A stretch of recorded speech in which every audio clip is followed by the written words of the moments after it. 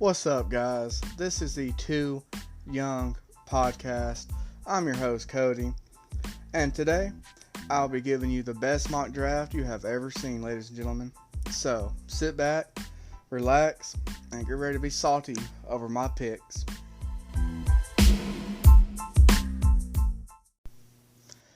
As I said in the intro, guys, today I'll be giving y'all my 2024 NFL mock draft.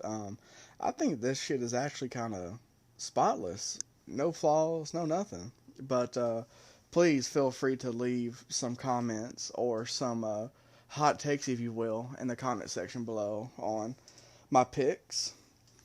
Let's go ahead and start there, shall we? Number 1, the Chicago Bears. Of course, I have them taking Caleb Williams.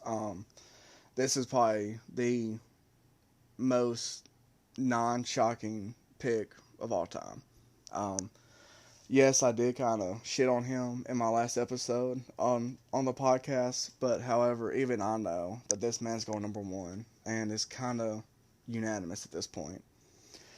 Number 2, we got the Washington Commanders. I got them taking Jayden Daniels. I just think he's a better thrower, and he's also a little bit of a better runner than Caleb Williams overall. But I just think he's a more complete quarterback than Caleb Williams, and I do see Washington taking him at number 2 pick. At number 3, we got the New England Patriots. The dynasty is looking kind of rough right now, boys. I do have them taking Drake May. Little side note, I do think the top 3 picks are going to be quarterbacks. It's just, like the order, or like the names, rather, But I got the Patriots taking Drake May. He's really accurate to me. I do think he has above average throw power as well. And I do think that if they actually give him weapons and a decent offensive line, that he can possibly turn this team back around. So, moving on, number 4, we got the Cardinals. I got them taking Marvin Harrison Jr. The way I see it is, what team would not want a Maserati at receiver? He's the total package. You got the height, you got the speed, route running hands, jumping. And plus, let's face it, guys. Kyler has nobody to fucking throw it to except for me and Billy Joe Jean out there, So, the Cardinals do need receivers. And then moving on at number 5, we got the Chargers. Now, I have seen that the Chargers are listed, or that a bunch of people think that the Chargers are going to trade that pick at 5. I just don't see it. I think that they have to, especially with the Keenan Allen trade, I think they have to hit on a playmaking receiver in this draft. So I got them taking Blake Neighbors. I think he's right there behind Marvin Harrison. It's kind of nitpicking, but Malik is just so explosive, and his route running so crisp that I do think he's worthy of that number 5 pick. Now, moving on to the Giants, number 6, I got them taking Joe Alt, the tackle from Notre Dame. Now, at 6, the Giants could go either way here. They could potentially draft a receiver, potentially draft even, say, Dallas Turner or maybe some DB. But I just think that since Evan Neal was so trash, that they have to fill his void. They have to fill it. And I think that they, step 1 in that is drafting Joe Alt, and trying to rebuild that offensive line overnight. Moving on to the Titans, at number 7, I kind of see them in the same realm as the Giants. I see them taking Talisi Foga. I'm sorry if I butchered that name. He's an offensive tackle from Oregon State. I just see them getting somebody who can go to left tackle, be that staple, kind of like Taylor Lewan was for them. That's why I have him going to the Titans. At number 8, we got the Falcons. Now, hear me out on this pick, guys. I have them taking Michael Penix Jr. Yes, I know. I know they have Kirk Cousins, Thucky Kirk. I know, Captain Kirk. I know he's great. But, hear me out. He goes there, he sits for about 2 years or so, because let's face it, Kirk can probably give him two good, subpar years, and he just sits and then he takes over that team. Now, think about the weapons they would have: Drake London, Kyle Pitts, hopefully, if he doesn't get pissed off with them, and Bijan. Look, guys, I know it's a hot take. I know it is. But, I mean, Penix could be the future for the Falcons. Hey. Moving on to number 9, we got the second Bears pick. Here is the first defensive player that gets taken. I think the Bears try to do what Houston did last year, get their key pieces on both sides of the ball. So this pick, they go Dallas Turner from Alabama. Almost exactly like Will Anderson was whenever he came out. I will say he has a little bit more finesse than Will Anderson did. But I think I think Chicago takes Dallas, I should say, and makes him the new face of that defense. Because they lost Khalil Mack, Eddie Jackson recently. Not Eddie Jackson. Not Eddie. Yes, it is. Yes, it was Eddie Jackson. Yes, it was. I'm sorry. Bunch of great safeties that came from Bama. I'm sorry about that, guys. However, though, I just think that they take Dallas Turner, and hopefully he becomes what Will Anderson did for Houston, hopefully. Moving on to the Jets. Now, with the 10th pick, I got them taking Brock Bowers. In my opinion, he's the best tight end in this draft class, and it's not really close, let's be honest here. However, I mean, let's think about it, though. Aaron Rodgers, he probably has, 2 years left max of actual, Aaron Rodgers-like play. I mean, they got Garrett Wilson, who's pretty straight. Brock Bowers could be that game changer for that offense. Now, I mean, they also could go O-line here, but I just think Brock Bowers is just such a blue chip prospect that he should not be passed on. At number 11, we got the Minnesota Vikings. Now, with this pick, I have them taking the infamous J.J. McCarthy. And if you listen to my first podcast, I went off on J.J. I don't think he's going to be that good. However, his draft stock has risen off the fucking charts after he won the Natty. So, I guess if you beat Bama one time by handing the ball off 40 times, then you just get your dick sucked until you're a fucking top 5 projected pick. So, however, though, the Vikings are kind of fucked right now at the quarterback position. So I do think that they have to draft a guy like JJ, and hope to God that he can potentially develop in that system, and hopefully gain a chemistry with the other Justin Jefferson. Which, whoo, you talking about a mountain about to explode? Fuck. Whew. If he gets pissed, Vikings, please pray, because it's gonna be rough. All right. Moving on to the Broncos. Speaking of rough, at number 12, we got the Broncos. I actually have them taking Romeo Odunze, the receiver from Washington. As y'all know, or possibly don't know, I believe it was yesterday or Monday, the Broncos traded for Zach Wilson.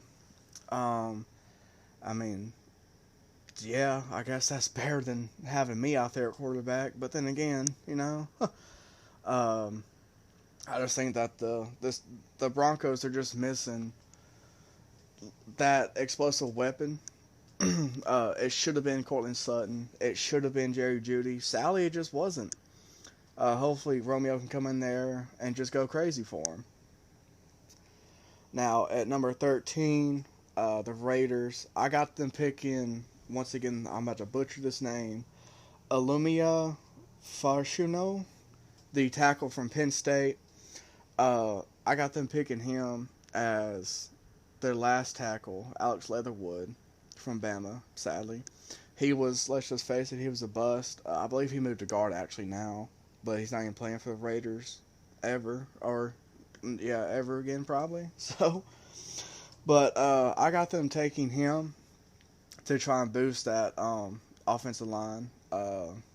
Once again, they could go quarterback here. They honestly probably should, but then again, at that point, I mean, would you really take Bo Nix over, one of the best tackles in the draft? I'd probably rather wait till next year. We can possibly get Quinn Ewers, Jackson Dart even. But I got the Raiders taking the offensive tackle from Penn State. Now, for all my Saints fans, at number 14, I got y'all taking J.C. Latham from Alabama. I do think that their tackles have gotten older. I do think that J.C. Latham could come in there immediately and maybe struggle have some rookie struggles, of course, but also show promise because I do think that he is a amazing run blocker. He's going to need some work on pass pro, but I do think that J.C. Latham could be that solid piece for the Saints. Moving on at number 15. Man, I'm almost already halfway done with this. Moving on to number 15, we got the Colts. I got them taking Kool-Aid McKinstry. I'm sorry, this might be being biased, but from the film I've seen throughout the season, I do think Kool-Aid is the best cornerback in the league. Or in this draft class, I should say. Yes, he has gotten beat by guys like Evan Stewart and stuff like that, and yes, he is also sometimes penalized a little bit too often in some games. However, I just think that his fundamentals, his footwork, his mechanics are just second to none. I do think that if he did go to the Colts, that he would fit into that defense and have a good culture there with DeForest Buckner. Shaq Leonard's not going to be there, sadly, but I do think that Kool-Aid could come in and grow into the new face of the defense, per se, for the Colts. Moving on to the Seahawks and continuing the defensive theme right now, we're going to go with Laiatu Latu, the edge rusher from UCLA. The reason I have the Seahawks picking him, I should say, is because their pass rush was not as elite as what we're used to seeing from the Seahawks. And with this pick, I think he can come in and instantly give their pass rush a shot in the arm. Once again, the Seahawks could go quarterback here, but then again, they already got, they already got, Drew Lock got traded, right? Yes. I'm actually about to look that up real quick. This is unedited or nothing, guys. This is straight off the old Google right here. It's going to go with Seahawks quarterbacks right now. Yeah, they still got, okay. Geno Smith. I forgot about Sam Howell. Okay. But yes, I would have them taking the edge from UCLA just based off that pass rush was so ass last year. Moving on to the Jags, we got another corner coming off the board, and Quinyon Mitchell. I do think that the Jags secondary hasn't been the same since probably they had Jalen Ramsey as well as AJ Bouye, in which those are two all-time players in their prime who haven't been there, or guys like that haven't been there. And good Lord, the fall off they had last year, that shit has to be studied. I do think that secondary help is their biggest need in this draft, so that's why I have them going Quinyon Mitchell. Next up, we got the Bengals. I got them taking Byron Murphy II, who, in my opinion, is the best defensive tackle in this draft class. Yes, I believe he had that DUI incident a couple of weeks ago. However, I do think that was just like a one-time thing, just the draft. Oh shit, I'm about to get drafted, little kind of freak accident. With all that being said, I do still think that he is without a doubt the most talented defensive tackle in this draft class. His hand placement, his power, his leverage. Oh my God, legit, a defensive line coach, his dream player. And also, I do think that the Bengals defense kind of needs like a little boost, especially on the front end of that defense. I feel like if they can get a good run stopper as well as somebody who can just fuck shit up in the middle, I think that would just boost their defense tremendously. At 19, we got the Los Angeles Rams. I got them taking cornerback Terran Arnold. Yes, I also kind of shit on him in my last video. But this is the Rams trying to replace Jalen Ramsey. Let's just face facts here. Their corners haven't. I mean, yes, they've been serviceable, but you know, if I'm an opposing quarterback and I look over there and I see Jalen fucking Ramsey, I'm like, you know, we probably shouldn't throw it to that side that much today, unless you know we're just saying fuck it. But with this pick, though, I do think Terran can come in and play a mostly zone scheme. I do think that would benefit him tremendously. And, I mean, he might struggle, like, in the beginning, in his first couple seasons. However, with growing pains, yeah, you never know. You never know. I'm just going to leave it off at that. And at number 20, we got the Steelers. The Steelers, I got them drafting Marius Mims, the tackle from Georgia.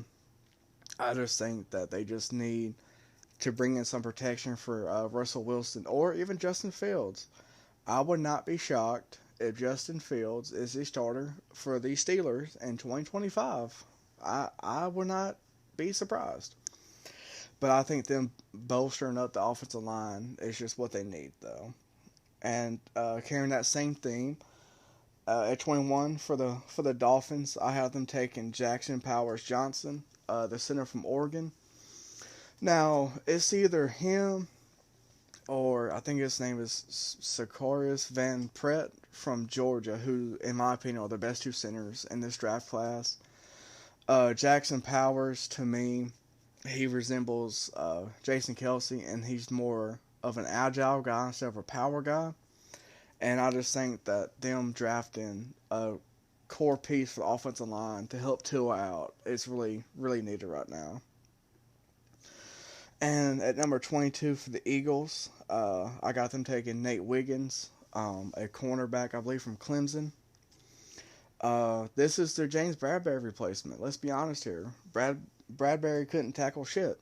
I think Nate Wiggins could, you know, at least tackle better. I do think that he'll fit the zone scheme kind of better as well. And then at 23, we got the Minnesota Vikings. Now, for them, I got them taking Jared Verse. This is the answer to the pass rush for them, I believe. He showed some bright spots as well as some potential, you could say, to be a pretty good pass rusher in this league. And then next up, we got the Cowboys at 24. I have them taking Graham Barton, the offensive lineman from Duke. This guy is very versatile, as well as he is pretty good in the passing and run game. They can put him at tackle to replace Tyron Smith. They can put him at guard, center. This guy's versatile, and I think he can fit that Cowboys offensive line to perfection. And at 25, we got Green Bay. I got them taking everybody's favorite DB, Cooper DeJean, at 25. Cooper, I think, can play safety or corner. I would probably play him at safety. I think him and McKinney could be a pretty good safety duo for the years to come. Next up at 26, we got the Tampa Bay Buccaneers. I got them taking Chop Robertson from Penn State. Once again, this is just to bolster that pass rush, as since their Super Bowl run, it hasn't been the same really. And hopefully Chop can come in there, you know, and make some splash plays and show some potential. And that's why I have him going to the Buccaneers at 26. And then at 27, we got the Cardinals. I got them taking speedster Xavier Worthy with this pick. Um, Once again, I just don't think that the Cardinals have nobody to fucking throw it to, or Kyler doesn't necessarily. So you pair this up with Marvin Harrison, I think that could potentially be a god tier duo in the next 3 to 4 years. Moving on to the Bills at 28. Now, I kind of went back and forth. I was thinking DB possibly, but I just think that they draft Brian Thomas Jr., the receiver from LSU. I think this is the Diggs replacement because let's face facts here though, boys. Diggs was their top receiver, and right now they don't really have that one guy who you can be like, oh shit, we gotta cover him a little bit, you know? And then moving on, at number 29, the Lions. I got them taking Javon, I believe it's Bullard, I believe. Ah, that's a hard word to say right there. A name to say right there, Bullard. The DB from Georgia. I just think that him and Brian Branch will play so amazing off of each other and just fly around on the back end of that defense. I think that back end could really become the staple of that defense and really help out that team because the offense is already set. I believe they had a top 5 offense last year, so if they can just add on to that defense, they could really come together and be a strength of that team again.